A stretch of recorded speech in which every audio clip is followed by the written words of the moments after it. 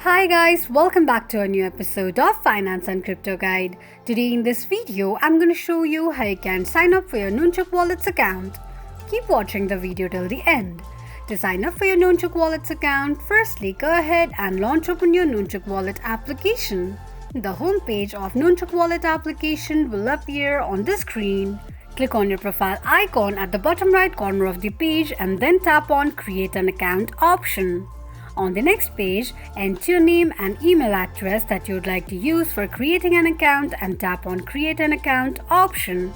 A temporary password will be sent to your email address. Type in the temporary password sent to your email address, create a password for your Nunchuk's account and confirm your password by re-entering it. After you're done, tap on Change Password option. Click on an eye icon to check if you have entered your password correctly or not. Now log into your Nunchuk's account using your email address and password you just updated, and that's how you will be able to sign up for your Nunchuk Wallet's account quickly and easily just in few steps. If you have any thoughts or queries, let us know in the comments section. Don't forget to subscribe to our channel.